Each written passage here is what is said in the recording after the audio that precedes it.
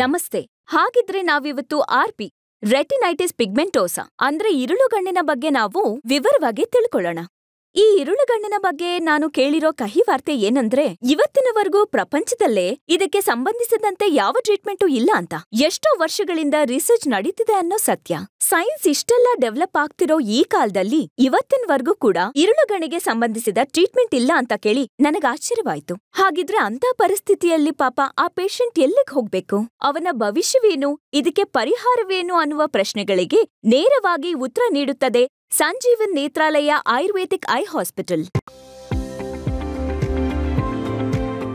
ಕ್ಲಿಷ್ಟಕರ ರೋಗವಾಗಿರುವ ಇರುಳುಗಣ್ಣಿಗೆ 25 ವರ್ಷಗಳಿಂದ ಅದ್ಭುತವಾದ ಟ್ರೀಟ್ಮೆಂಟ್ ನೀಡುತ್ತಾ ಪೇಷಂಟ್ಗಳಿಗೆ ಪುನರ್ಜನ್ಮ ನೀಡುತ್ತಿದೆ ಸಂಜೀವನ್ ನೇತ್ರಾಲಯ. ಒಬ್ಬ ದೊಡ್ಡ ಅಲೋಪತಿ ಡಾಕ್ಟರ್, MBBS DNB ಡಯಾಬೆಟಾಲಜಿಸ್ಟ್. ಅವರು ಇರುಳುಗಣ್ಣಿನ ಸಮಸ್ಯೆಯಿಂದ ಬಳಲುತ್ತಿದ್ದಾಗ ಎಷ್ಟೋ ಕಷ್ಟಪಟ್ಟು ಅಮೆರಿಕದಲ್ಲಿರುವ ಅತಿ ಹೆಚ್ಚು ವೆಚ್ಚದ ಟ್ರೀಟ್ಮೆಂಟ್ಗಳಿಗೆ ಸಿದ್ಧರಾಗಿ ಅದಕ್ಕೂ ಸರಿ ಹೋಗಲ್ಲ ಅಂತ ತಿಳ್ಕೊಂಡು ಸಂಜೀವನ್ ನೇತ್ರಾಲಯ ಆಯುರ್ವೇದಿಕ್ ಐ ಹಾಸ್ಪಿಟಲ್ಗೆ ಬಂದು ಇರುಳುಗಣ್ಣ ಸಮಸ್ಯೆಯಿಂದ ಹೊರಗ್ ಬಂದ್ರು.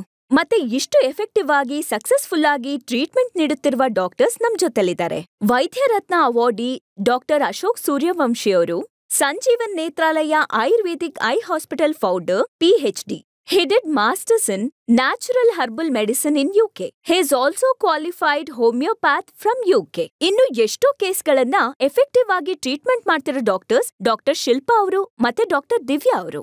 ಅಷ್ಟಕ್ಕೂ ಈ ಇರುಳುಗಣ್ಣು ಯಾಕೆ ಬರುತ್ತೆ, ಅದರಲ್ಲಿ ಎಷ್ಟು ವಿಧಗಳಿವೆ, ಈ ವಿಷಯಗಳನ್ನ ಅವ್ರ ಜೊತೆ ಮಾತಾಡಿ ತಿಳ್ಕೊಳ್ಳೋಣ. ನಮಸ್ಕಾರ ಡಾಕ್ಟರ್ ಅಶೋಕ್ ಅವ್ರೆ. ಡಾಕ್ಟರ್, ಈ ಇರುಳುಗಣ್ಣು ಅಂದ್ರೇನು, ಇದು ಯಾಕೆ ಬರುತ್ತೆ, ಈ ವ್ಯಾಧಿ ಬಗ್ಗೆ ಸ್ವಲ್ಪ ವಿವರವಾಗಿ ಹೇಳ್ತೀರಾ ನಮ್ಗೆ? ಇದನ್ನೇ ರೆಟಿನೈಟಿಸ್ ಪಿಗ್ಮೆಂಟೋಸಾ, ಸಿಂಪಲ್ ಆಗಿ ಹೇಳ್ಬೇಕಂದ್ರೆ RP ಅಂತಾರೆ. ಇದು ಜೆನೆಟಿಕ್ ರೋಗ, ಅಂದ್ರೆ ವಂಶ ಪಾರಂಪರೆಯಿಂದ ಬರೋ ಒಂದು ರೋಗ. ಇದು ಪೇರೆಂಟ್ಸ್ ಇಂದ ಮಕ್ಕಳಿಗೆ ಹಾಗೆ ನೆಕ್ಸ್ಟ್ ಜನರೇಷನ್ಗೆ ಈ ರೀತಿ ಫ್ಯಾಮಿಲಿ ಪೂರ್ತಿಯಾಗಿ ಸ್ಪ್ರೆಡ್ ಆಗ್ಬೋದು. ಇದು ರೆಟಿನಾದಲ್ಲಿ ಬರೋ ಸಮಸ್ಯೆ. ರೆಟಿನಾ ಅನ್ನೋದು ಕಣ್ಣಿನ ಒಳಗಿರುವಂತ ಪೊರೆ. ಅದರಲ್ಲಿ 2 ತರಹದ ಫೋಟೋ ರೆಸೆಪ್ಟಾರ್ಸ್ ಇರುತ್ತದೆ. ಅದನ್ನ ರಾಡ್ಸ್ ಮತ್ತೆ ಕೋನ್ಸ್ ಅಂತ ಕರೀತಾರೆ. ಈ ರಾಡ್ಸ್ ಅಂಡ್ ಕೋನ್ಸ್ ಬೇರೆ ಬೇರೆ ರೀತಿ ಕೆಲಸ ಮಾಡುತ್ತೆ. ಈ ರಾಡ್ಸ್ ಅನ್ನೋದು ರಾತ್ರಿ ಹೊತ್ತು ನೋಡೋ ಕೆಲಸ ಮಾಡುತ್ತೆ. ಈ ಕೋನ್ಸ್ ಅನ್ನೋದು ಹಗಲಿನ ಹೊತ್ತು ನೋಡೋದಕ್ಕೆ ಮತ್ತೆ ಬಣ್ಣಗಳನ್ನ ನೋಡೋದಕ್ಕೆ ಸಹಾಯ ಮಾಡುತ್ತೆ. ಈ ಸಮಸ್ಯೆಯಲ್ಲಿ ಮೊದಲು ರಾಡ್ಸ್ ಡ್ಯಾಮೇಜ್ ಆಗ್ತಾ ಪೇಷಂಟ್ಗೆ ರಾತ್ರಿ ಕಾಣಿಸೋದು ಮತ್ತು ಸೈಡ್ ವಿಷನ್ ಕಡಿಮೆ ಆಗುತ್ತೆ. ಆಮೇಲೆ ಕೋನ್ಸ್ಗೆ ತೊಂದರೆಯಾಗಿ ದೃಷ್ಟಿ ಪೂರ್ತಿಯಾಗಿ ಹೋಗುತ್ತೆ. ಆದ್ರೆ ಈ ಸಮಸ್ಯೆ 3-4 ಸಾವಿರ ಜನಗಳಲ್ಲಿ ಒಬ್ರಿಗೆ ಮಾತ್ರ ಇರುತ್ತೆ. ಇದು 50% ಹೆಚ್ಚಾಗಿ ಫ್ಯಾಮಿಲಿ ಹಿಸ್ಟ್ರಿಗೆ ಸಂಬಂಧಪಟ್ಟಿರುತ್ತೆ. ಮುಖ್ಯವಾಗಿ 90% ಕೇಸ್ಗಳು ರಕ್ತ ಸಂಬಂಧ ಮದುವೆಗಳಿಂದ ಆಗಿರುತ್ತೆ. ಅವ್ರ ತಾಯಿಗೆ ಅಥವಾ ತಂದೆಗೆ ಅಥವಾ ಅವರ ಗ್ರ್ಯಾಂಡ್ ಪೇರೆಂಟ್ಸ್ಗೆ ಏನಾದ್ರೂ ಇದ್ರೆ ನೆಕ್ಸ್ಟ್ ಜನರೇಷನ್ ಕೂಡ ಬರೋ ಸಾಧ್ಯತೆ ಇದೆ. ಇದು ಫ್ಯಾಮಿಲಿಯಲ್ಲಿ ಎಲ್ರಿಗೂ ಬಂದೇ ಬರುತ್ತೆ ಅಂತ ಯಾವ ಗ್ಯಾರಂಟಿನೂ ಇಲ್ಲ. ಕೆಲವರಿಗೆ ಬರಬಹುದು, ಇನ್ ಕೆಲವರಿಗೆ ಬರ್ದೇನೂ ಇರಬಹುದು. ಡಾಕ್ಟರ್ ಶಿಲ್ಪಾ ಅವರೇ, ಈ ಇರುಳುಗಣ್ಣಿನ ಸಮಸ್ಯೆ ಇಂಟೆನ್ಸಿಟಿ ಹೇಗಿರುತ್ತೆ ಅಂತ ಹೇಳ್ತೀರಾ? ಇದೊಂದು ಜೆನೆಟಿಕ್ ಐ ಡಿಸಾರ್ಡರ್. ಅದರಿಂದ ಇದು ಚಿಕ್ಕ ವಯಸ್ಸಲ್ಲೇ ಬರುತ್ತೆ. ಏಜ್ ಬೆಳೀತಿದ್ದ ಹಾಗೆ ಪ್ರಾಬ್ಲಮ್ ಕೂಡ ದೊಡ್ಡದಾಗ್ತಾ ಹೋಗುತ್ತೆ. ಈ ರೋಗದಲ್ಲಿ ಮುಖ್ಯವಾಗಿ ಮೊದ್ಲಿಗೆ ರಾಡ್ ಸೆಲ್ಸ್ ಎಫೆಕ್ಟ್ ಆಗತ್ತೆ. ಆಗ ರಾತ್ರಿ ದೃಷ್ಟಿ ಮತ್ತೆ ಸೈಡ್ ದೃಷ್ಟಿ ಕಡಿಮೆ ಆಗ್ತಾ ಹೋಗುತ್ತೆ. ಮತ್ತೆ ಸ್ವಲ್ಪ ದಿನದ ನಂತರ ಕೋನ್ ಸೆಲ್ಸ್ ಡ್ಯಾಮೇಜ್ ಆಗತ್ತೆ. ಆಗ ಸಂಪೂರ್ಣ ದೃಷ್ಟಿ ಕಳ್ಕೋತಾರೆ. ಕೆಲವರು ಚಿಕ್ಕ ವಯಸ್ಸಲ್ಲೇ ದೃಷ್ಟಿ ಕಳ್ಕೋತಾರೆ. ಕೆಲವರು ವಯಸ್ಸು ಹೆಚ್ಚಾದ್ರೂ ರೋಗ ಹೆಚ್ಚಾಗದೆ ಉಳಿಯುತ್ತೆ. ಒಂದೊಂದ್ ಪೇಷಂಟ್ ಒಂದೊಂದ್ ರೀತಿಯಲ್ಲಿರುತ್ತೆ. ಡಾಕ್ಟರ್ ಅಶೋಕ್ ಅವ್ರೆ, ಈ ಇರುಳುಗಣ್ಣಿನ ಸಮಸ್ಯೆ ಚಿಕ್ಕ ವಯಸ್ಸಲ್ಲೇ ಬರುತ್ತೆ ಅಂತ ಹೇಳ್ತಾರೆ. ಚಿಕ್ಕ ಮಕ್ಕಳು ಈ ಸಮಸ್ಯೆನ ತಿಳ್ಕೊಳಕ್ಕಾಗಲ್ಲ. ಅವ್ರಿಗೆ ಸಮಸ್ಯೆ ಇದೆ ಅಂತ ನಾವು ಹೇಗ್ ತಿಳ್ಕೊಳ್ಳೋದು?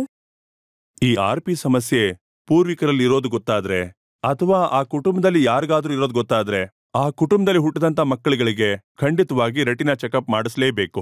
ಹಾಗೇನೆ ಆದಷ್ಟು ಬೇಗ ಆ ಸಮಸ್ಯೆನ ಗುರುತಿಸಿ ತಕ್ಷಣ ಪೇಷಂಟ್ನ ನಮ್ಮ ಹತ್ರ ಕರ್ಕೊಂಡು ಬಂದ್ರೆ ನಾವು ಕೂಡ ತಕ್ಷಣ ನಮ್ಮ ಆಯುರ್ವೇದಿಕ್ ಟ್ರೀಟ್ಮೆಂಟ್ನ ಸ್ಟಾರ್ಟ್ ಮಾಡಿ ಪೇಷಂಟ್ನ ಸಮಸ್ಯೆಯಿಂದ ಆದಷ್ಟು ಬೇಗ ಹೊರ ಕರ್ಕೊಂಡು ಬರ್ಬೋದು. ಡಾಕ್ಟರ್ ದಿವ್ಯಾ ಅವರೇ, ಯಾವ ತರದ ಪರೀಕ್ಷೆಗಳಿಂದ ಇರುಳುಗಣ್ಣನ ಕಂಡುಹಿಡಿಬಹುದು? RPಗೆ ಮೇಜರ್ ಆಗಿ genetic test, ERG, VEP and visual field test ಅಂತ ಇರುತ್ತೆ. ಇದರಿಂದಾಗಿ ಈ ಡಿಸೀಸ್ ಜೆನೆಟಿಕ್ ಹೌದಾ ಅಲ್ವಾ ಅಂತ ನೀವು ತಿಳ್ಕೊಬಹುದು. ಯಾಕೆ ಅಂದ್ರೆ RPಯಲ್ಲಿ ಮ್ಯಾಕ್ಸಿಮಮ್ ಕೇಸಸ್ ಜೆನೆಟಿಕ್ ಆಗಿಯೇ ಇರುತ್ತೆ. ತುಂಬಾ ರೇರ್ ಕೇಸಸ್ ನಾನ್ ಜೆನೆಟಿಕ್ ಆಗಿರುತ್ತೆ. ಇನ್ನು ERG, VEP, visual field test ಇಂದ ಈ ಡಿಸೀಸ್ ಪ್ರೋಗ್ರೆಷನ್ ಅರ್ಥ ಮಾಡ್ಕೋಬಹುದು. ಡಾಕ್ಟರ್ ಸರ್, ಇರುಳುಗಣ್ಣಿಗೆ ಪ್ರಪಂಚದಲ್ಲಿ ಎಲ್ಲಿಯೂ ಪರಿಹಾರ ಇಲ್ಲ ಅಂತ ಹೇಳ್ತಾರೆ.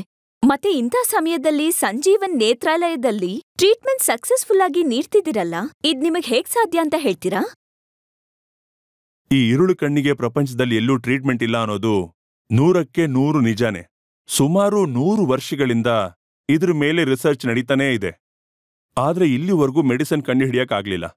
ಬ್ಯಾಡ್ ಲಕ್ ಏನಂದ್ರೆ ಇದಕ್ಕೆ ಟ್ರೀಟ್ಮೆಂಟೇ ಇಲ್ದೆ ಪ್ರಪಂಚದಾದ್ಯಂತ ಲಕ್ಷಾಂತರ ಜನರು ದೃಷ್ಟಿನ ಕಳ್ಕೊಳ್ತಾ ಇದ್ದಾರೆ.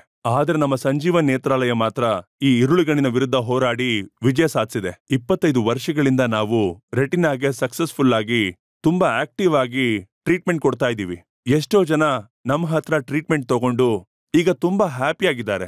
ಟ್ರೀಟ್ಮೆಂಟ್ಸ್ ತಗೊಂಡವರಲ್ಲಿ ಅಲೋಪತಿ ಡಾಕ್ಟರ್ಸ್ ಕೂಡ ಇದ್ದಾರೆ.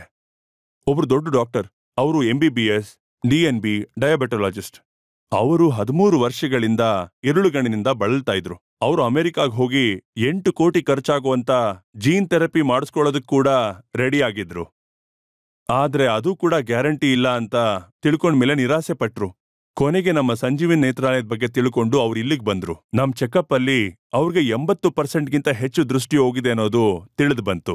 ಅಂತಹ ಕಂಡೀಷನ್ ಅಲ್ಲಿ ನಾವು ಅವ್ರಿಗೆ ಟ್ರೀಟ್ಮೆಂಟ್ನ ಸ್ಟಾರ್ಟ್ ಮಾಡಿದ್ವಿ. ನಮ್ಮ ಟ್ರೀಟ್ಮೆಂಟ್ ಸ್ಟಾರ್ಟ್ ಆದ 2 ತಿಂಗಳಲ್ಲಿ ಅವರಿಗೆ ರಾತ್ರಿ ದೃಷ್ಟಿ ಸಾಕಷ್ಟು ಸರಿ ಹೋಯ್ತು. ಹಾಗೆ ಕೆಲವು ತಿಂಗಳ ನಂತರ ಅವರಿಗೆ ರಾತ್ರಿ ಮತ್ತೆ ಹಗಲಿನ ದೃಷ್ಟಿ ಸರಿ ಹೋಯ್ತು. ಅವರ ದೃಷ್ಟಿ 660ಇಂದ 612 ವರೆಗೂ ಡೆವಲಪ್ ಆಯ್ತು. ಈಗ ಅವ್ರು ತಮ್ಮ ಕೆಲಸನ ತಾವೇ ಮಾಡ್ಕೊಳ್ತಾ ತಮ್ಮ ಪ್ರೊಫೆಷನ್ನ ಕೂಡ ಮುಂದುವರಿಸ್ತಾ ಇದ್ದಾರೆ. ಅವರು ತುಂಬಾ ಸಂತೋಷಪಟ್ಟು ನಮ್ಮ ಸಂಜೀವನ್ ನೇತ್ರಾಲಯಕ್ಕೆ ಥ್ಯಾಂಕ್ಸ್ ಮೇಲ್ ಕೂಡ ಕಳಿಸಿದ್ದಾರೆ. ನೀವೇ ಅದನ್ನ ಓದ್ ನೋಡಿ.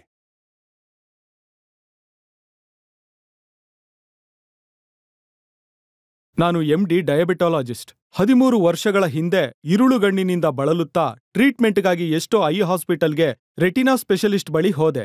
ಅಮೆರಿಕ ಹೋಗಿ 8 ಕೋಟಿ ಖರ್ಚಾಗುವ ಜೀನ್ ಥೆರಪಿ ಮಾಡಿಸಿಕೊಳ್ಳಲು ರೆಡಿಯಾದೆ. ಆದರೆ ಅದೂ ಕೂಡ ಗ್ಯಾರಂಟಿ ಇಲ್ಲವೆಂದು ತಿಳಿದು ಆ ಆಲೋಚನೆಯನ್ನೇ ಬಿಟ್ಟುಬಿಟ್ಟೆ. ಕೊನೆಗೆ ಆಲ್ಟರ್ನೇಟಿವ್ ಟ್ರೀಟ್ಮೆಂಟ್ಗಾಗಿ ಹುಡುಕುತ್ತಿದ್ದ ಸಮಯದಲ್ಲಿ ಸಂಜೀವನ್ ನೇತ್ರಾಲಯದ ಬಗ್ಗೆ ತಿಳಿಯಿತು. ತಕ್ಷಣ ಕನ್ಸಲ್ಟ್ ಮಾಡ್ದೆ. ಸಂಜೀವನ್ ನೇತ್ರಾಲಯದ ಡಾಕ್ಟರ್ಸ್ ನನ್ನನ್ನು ಪ್ರಾಪರ್ ಆಗಿ ಚೆಕ್ ಮಾಡಿದ್ರು. ಅಷ್ಟೊತ್ತಿಗೆ ನನ್ನ ದೃಷ್ಟಿ ಸ್ವಲ್ಪ ಕಡಿಮೆ ಆಗಿತ್ತು. ಡಾಕ್ಟರ್ಸ್ ಆಯುರ್ವೇದಿಕ್ ಟ್ರೀಟ್ಮೆಂಟ್ ಶುರು ಮಾಡಿದ 2 ತಿಂಗಳಲ್ಲೇ ನನ್ನ ರಾತ್ರಿಯ ದೃಷ್ಟಿ ತುಂಬಾ ಸುಧಾರಿಸ್ತು. 3ನೇ ತಿಂಗಳಿಂದ ಜಾಸ್ತಿ ವೇಗದಲ್ಲಿ ಇಂಪ್ರೂವ್ಮೆಂಟ್ ಕಾಣಿಸ್ತು. 4 ತಿಂಗಳ ನಂತರ ನಂಬೋಕೆ ಸಾಧ್ಯವಾಗದ ಕಣ್ಣಿನ ದೃಷ್ಟಿ 6/60 ಅಂದ್ರೆ 6/60ಇಂದ 6/12 ಅಂದ್ರೆ 6/12 ವರೆಗೂ ಇಂಪ್ರೂವ್ ಆಯ್ತು. ಸಂಜೀವನ್ ನೇತ್ರಾಲಯ ಆಯುರ್ವೇದಿಕ್ ಐ ಹಾಸ್ಪಿಟಲ್ ಕಳೆದು ಹೋಗಿದ್ದ ನನ್ನ ಕಣ್ಣಿನ ದೃಷ್ಟಿಯನ್ನು ಹಿಂತಿರುಗಿಸಿತು. ನನ್ನ ಆತ್ಮವಿಶ್ವಾಸವನ್ನು ಹೆಚ್ಚಿಸಿ ನನ್ನ ಲೈಫನ್ನು ಮೋರ್ ಬ್ಯೂಟಿಫುಲ್ ಮಾಡಿತು. ಮನಸ್ಫೂರ್ತಿಯಾಗಿ ಸಂಜೀವನ್ ನೇತ್ರಾಲಯಕ್ಕೆ ನನ್ನ ಕೃತಜ್ಞತೆಗಳನ್ನು ಸಲ್ಲಿಸುತ್ತಿದ್ದೇನೆ. Wow, great sir. ನೋಡಿದ್ರಲ್ವಾ, ಪ್ರಪಂಚದಲ್ಲಿ ಎಲ್ಲೂ ಟ್ರೀಟ್ಮೆಂಟ್ ಇಲ್ಲದ ಇರುಳುಗಣ್ಣಿಗೆ ಇನ್ನು ಭಯ ಪಡೋ ಅಂತ ಅವಶ್ಯಕತೆ ಇಲ್ಲ. ಆಯುರ್ವೇದದಲ್ಲೇ ಅದ್ಭುತವಾದ ಪರಿಹಾರ ಇದೆ ಅಂತ ಸಂಜೀವನ್ ನೇತ್ರಾಲಯ ಆಯುರ್ವೇದಿಕ್ ಐ ಹಾಸ್ಪಿಟಲ್ನ ಫೌಂಡರ್ ಡಾಕ್ಟರ್ ಅಶೋಕ್ ಸೂರ್ಯವಂಶಿ ಅವರ ಮಾತಲ್ಲೇ ಕೇಳಿದ್ವಿ. ಬರೀ ಇರುಳುಗಣ್ಣಿನ ಸಮಸ್ಯೆ ಮಾತ್ರವೇ ಅಲ್ಲ, ಎಂತಹ ಕಣ್ಣಿನ ರೆಟಿನ ಸಮಸ್ಯೆಗೂ ಕೂಡ ಸಕ್ಸಸ್ಫುಲ್ ಟ್ರೀಟ್ಮೆಂಟ್ ಮಾಡ್ತಿರೋ ಅಂತ ಸಂಜೀವನ್ ನೇತ್ರಾಲಯ ಆಯುರ್ವೇದಿಕ್ ಐ ಹಾಸ್ಪಿಟಲ್ಗೆ ಬಂದು ನಿಮ್ಮ ಕಣ್ಣಿನ ಸಮಸ್ಯೆನ ಬಗೆಹರಿಸ್ಕೊಳ್ಳಿ. ಇನ್ನು ನೆಕ್ಸ್ಟ್ ವಿಡಿಯೋದಲ್ಲಿ ಗ್ಲಾಕೋಮಾ ಇಂದ ಬರೋಂತ ಕಣ್ಣಿನ ನರಗಳ ಸಮಸ್ಯೆ ಬಗ್ಗೆ ತಿಳ್ಕೊಳ್ಳೋಣ. ಪ್ರಪಂಚದಲ್ಲಿ ಹೆಚ್ಚಾಗಿ ಬ್ಲೈಂಡ್ನೆಸ್ಗೆ ಕಾರಣ ಆಗ್ತಿರೋ ಸಮಸ್ಯೆಯಲ್ಲಿ ಮೊದಲನೇದು ಡಯಾಬಿಟಿಕ್ ರೆಟಿನೋಪತಿ ಆಗಿದ್ರೆ, 2ನೇದು ಗ್ಲಾಕೋಮಾ. ಇದಕ್ಕೆ ಸಂಬಂಧಿಸಿದಂತೆ ಒಬ್ಬ ದೊಡ್ಡ ಅಲೋಪತಿ ಡಾಕ್ಟರ್ ಸಂಜೀವನ್ ನೇತ್ರಾಲಯಕ್ಕೆ ಬಂದು ಟ್ರೀಟ್ಮೆಂಟ್ ತೆಗೆದುಕೊಂಡ ವಿವರಗಳನ್ನು ನೆಕ್ಸ್ಟ್ ವಿಡಿಯೋದಲ್ಲಿ ನೋಡೋಣ.